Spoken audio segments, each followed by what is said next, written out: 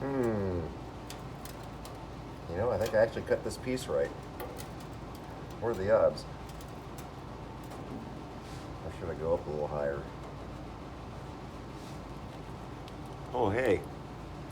How long have you guys been there? Kind of creeping me out. Looking over my shoulder while I'm working. We're working on the 69. Patching these or fixing these last couple of rust spots. Not really enough room under here for all of us, so let's go up and talk for a minute. Hey everybody, I'm Jason, and this is Jay's Project Garage. So I'm working on the 69. I'm gonna get these rust spots fixed, and then I gotta clean the whole bottom side of the car. I'll show you what I'm gonna use. If I can find it. Hang on.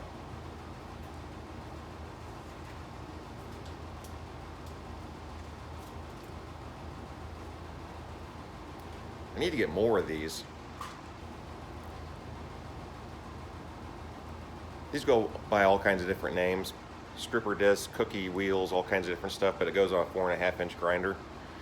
I'm gonna use it, and I'm gonna clean as much of it as I can. I'm gonna use my belt sander with Scotch-Brite belts on it, and I'm gonna get into all the little nooks and crannies and everything and get it totally clean. I've still got some welds I gotta grind on the bottom side, and then we're gonna prime the whole bottom. And I think I'm probably gonna use truck bed liner. Not 100% sure yet. Still kind of investigating that. Kind of the same deal on the floor on the inside of the car. We're going to use some kind of sound deadener spray on like lizard skin or something along those lines. This isn't like a concours restoration where everything's going to be perfect and all the paint markings and everything are going to be exactly where they're supposed to be and all that kind of stuff. It's just going to be a super clean driver. And I'm going to go through and I'm going to put seam sealer in places that Ford never did. And we're going to cavity wax everything, and I'm going to try to make it as close to a modern car as I can as far as corrosion protection goes. But I'm going to bring you guys along and I'll show you all that stuff. What else? Ooh, let's answer some comments. So, one of the Franks brought up something about hats and shirts and t-shirts and stickers and all that kind of stuff, and I've been giving that a lot of thought. I've been giving a lot of thought for a long time actually, and that is in the plans eventually, but I need to get the subscriber count and the views up before I make that investment. There would be nothing cooler than going somewhere to a swap meet or a car show or whatever and seeing somebody wearing one of my t-shirts. That'd be really, really cool. But for the amount of money that I would have to put out to make the order, it would take me a long time to recoup it with the limited number of views, and I think people that would actually be buying this stuff. I need to work on my content and my editing and making my videos better before I worry about that. And for the people playing along at home, I got a spotlight on me. Hang on a second, I'm gonna shut this thing off.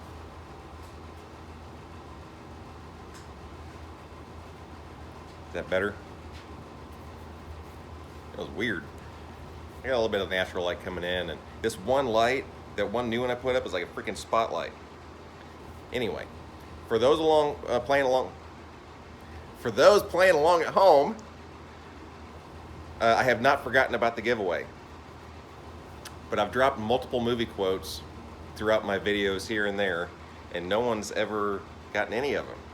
So I think we're just gonna wait until the channel builds and I get a little more traffic and it makes it a little more worth it, I guess, for everybody.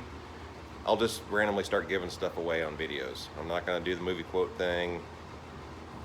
It seems like it's just getting lost in the shuffle. So yes, I will be giving parts away eventually. And I don't know if they ever will get better. My videos are kind of lame. I'm not so much worried about making like super entertaining videos. I'm just trying to make them as informative as I possibly can, and maybe start a conversation with someone in the comments about. I don't have a problem with being told I'm wrong at all, and in fact, I want somebody to tell me if I've got my information wrong. Another one. I think it was one of the Franks again, made a comment about the crate engines and the horsepower potential, or the horsepower that they come with, and doesn't make building your own redundant. I think was what he said. So yes, for $7,900 you can go buy a 430 horsepower, 475 pound-feet of torque, I think, 7.3 Godzilla crate engine. It's complete except for air conditioning compressor and an alternator and a power steering pump.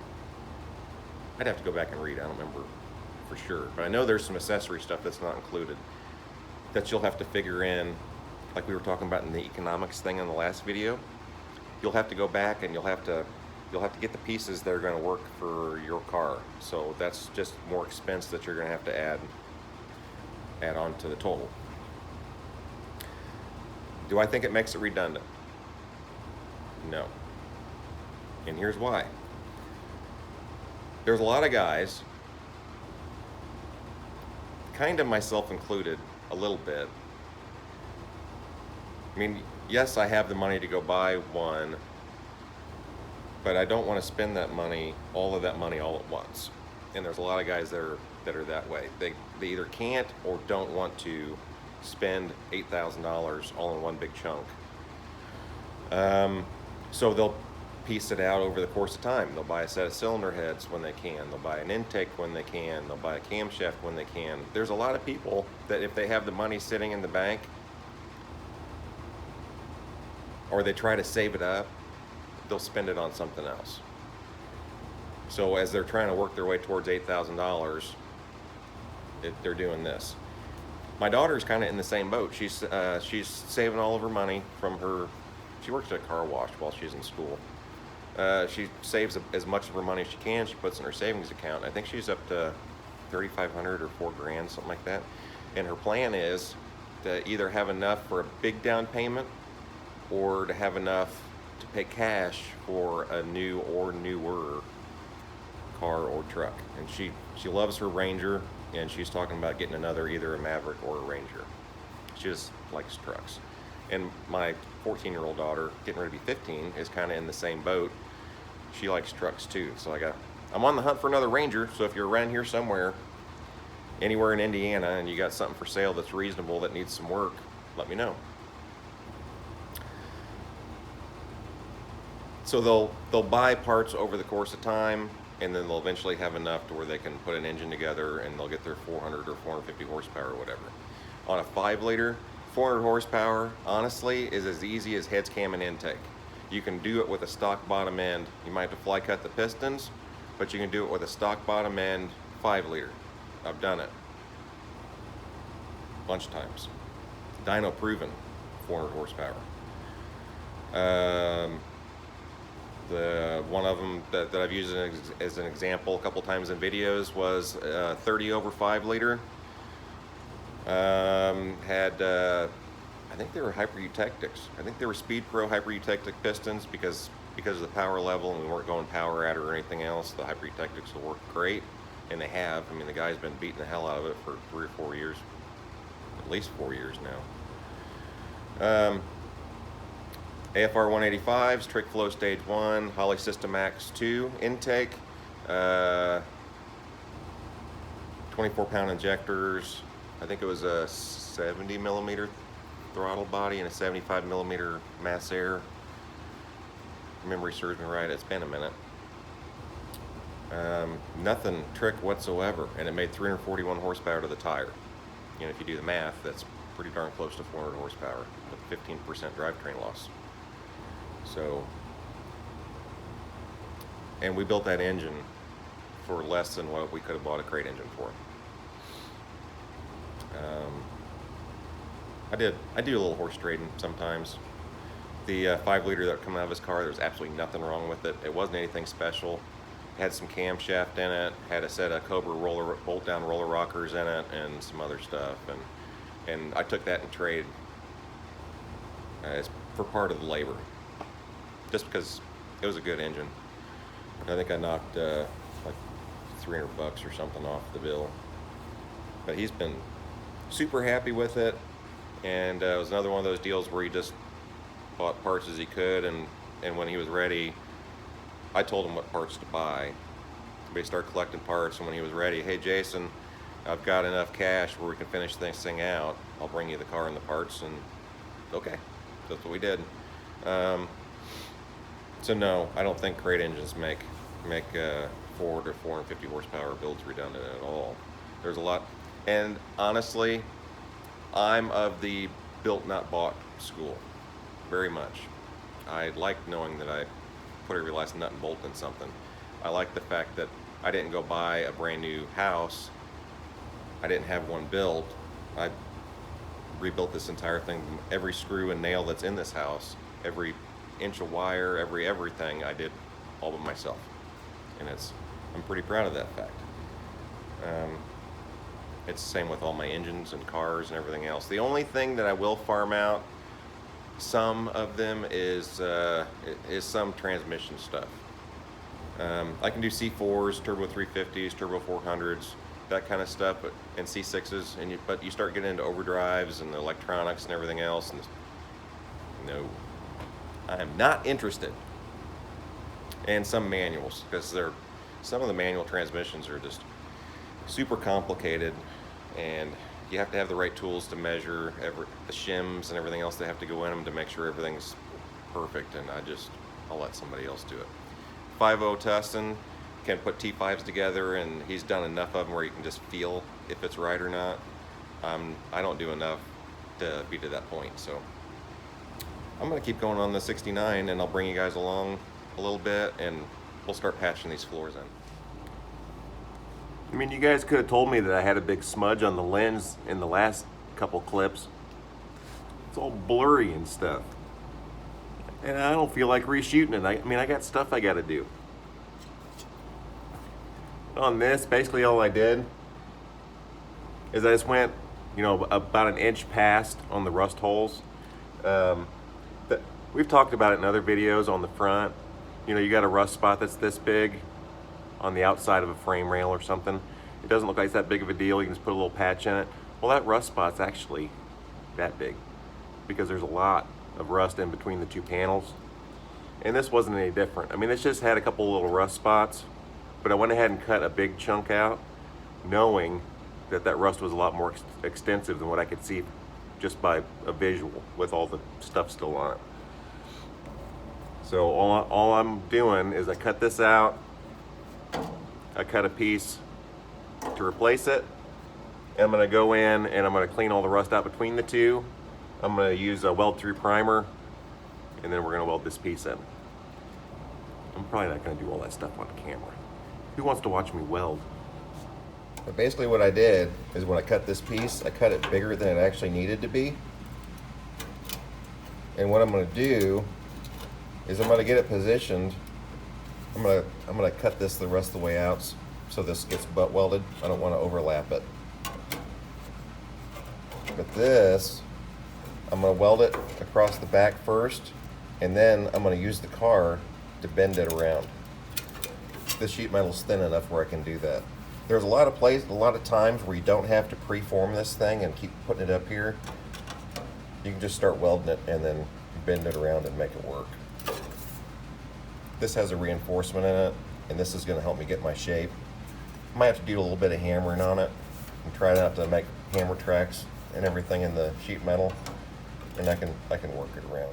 And for those of you guys that have subscribed and are just watching for engine stuff, we will absolutely be getting back onto the 5-liter for the Ranger. I'm going to do a whole video on the piston flip thing and on my thoughts on rings, and we'll be doing the Tecumseh thing. I'm going to try to get all that in one video. We'll just do a piston and piston ring thing.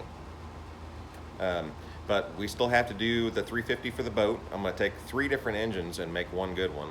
I have a good 350 roller block. I have a good set of cylinder heads and exhaust manifolds and some other parts off the engine we picked up 4 or 5 months ago. It's been a while ago now. And we're going to be doing the 390. So if you guys are into FE stuff at all, we'll be doing that. We'll be going through that engine for the 69. We'll be doing the 351 for my car. We still got the 391 dirt track engine we've got to mess around with. Kind of thinking about buying a Malibu, a G-body, to put that in. Maybe take it drag racing or something. There's a lot of engine stuff coming. And there's a lot of there's a ton of stuff coming. So if you guys have any interest in any of that, not just Ford content, but mediocre videos with pretty good information, with pretty good information in them, then hit the subscribe button. There's a lot coming. Hey, real quick, before I get back under the car, start welding that piece in. So I was kind of sourcing some parts for this 5-liter, trying to decide what I wanted to replace and what I didn't. I had brought up that you could buy a brand new set of roller lifters from Ford for like 150 bucks, I think. You can also buy a brand new set of rockers, fulcrums, and bolts.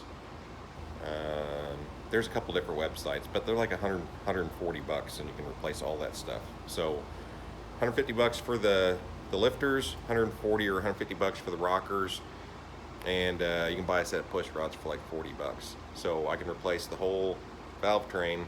It'll be all brand new, and it'll have the used 5-liter HO roller camshaft in it. So what is that? Like 340 bucks? Set of pistons for 171. Probably have about 500 bucks in machine work or so, and that includes a valve job on the heads, and then gaskets and that kind of stuff. I still think that I could build a really good 5-liter for about $1,000 but we'll see. I'm gonna really think about it. I'm gonna look at the parts I have a lot closer, and then we're gonna go through and we're gonna, this is how much this costs. We'll add it all up, and I'll give you totals on everything. So if you have something like that in mind for yourself, at least you'll know how much you're gonna have in it going in. Well, I still got some cleanup to do, but the new piece is in. It's nice and solid. I drilled holes and plug welded it to the floor pan, so it's good. We just have one spot left over here to fix, and the rust repair on this car is complete, and I cannot wait. So when you look at the bottoms of the floor pans on this car, the contours aren't perfect. When they stamp them, they get a little wobble in them, and when they weld them together, they get more of a wobble. So it's almost impossible to make a patch panel that matches all the contours perfectly. I got pretty close, but there's a few spots after I ground the welds. I'm going to go through, I'm going to put more weld in and grind it to kind of smooth the transition.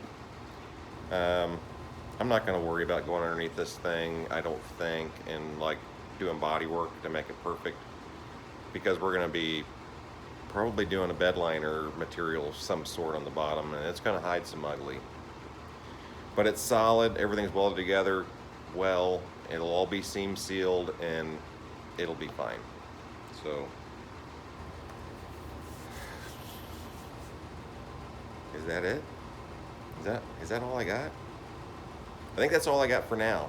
I'm gonna start on the other side, try to get that all finished up. I can't wait, you guys. I can't stress it enough. I cannot wait till this car is, the body work and everything's done, and I get it off to paint, and then a reassembly shouldn't be that bad because I've test fit pretty much everything on the body. The only thing I still have to fit is the fenders, hood, headlight buckets, that kind of stuff, but that's not that big of a deal. Everything's going to fit. The body should just fall together. The interior and stuff's going to take a little bit longer. I'll be showing you guys how to do headliners by yourself. It's really not as bad as you might think. And on these especially, you need to have the front and back glass out. But I'll show you how to stretch them and everything. That's a pretty cool trick. But pretty much everything on this car is going to be on video, so you'll get to see the engine, the whole drivetrain going back together, the disc brake setup and how we're going to do all that, the air conditioning, aftermarket air conditioning setup, and how I'm going to try to make everything look as factory as I possibly can. We're going to be putting an aftermarket wiring harness in this car, and I'm going to try to make it look factory under the hood as best I can.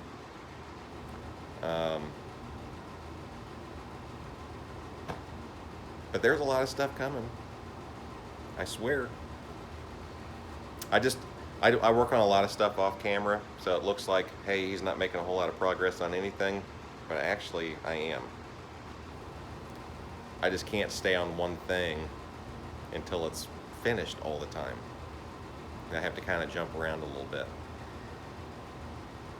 I don't know. I've always felt like if you start on a project, you stay on the project till it's finished, and then you move on to the next one. Unfortunately, that's not always an option. You have to do what you can do to eventually wind up where you want to be. So that's it for now. You guys get out in the shop, work on your projects. You have a great day, and I will see you in the next video.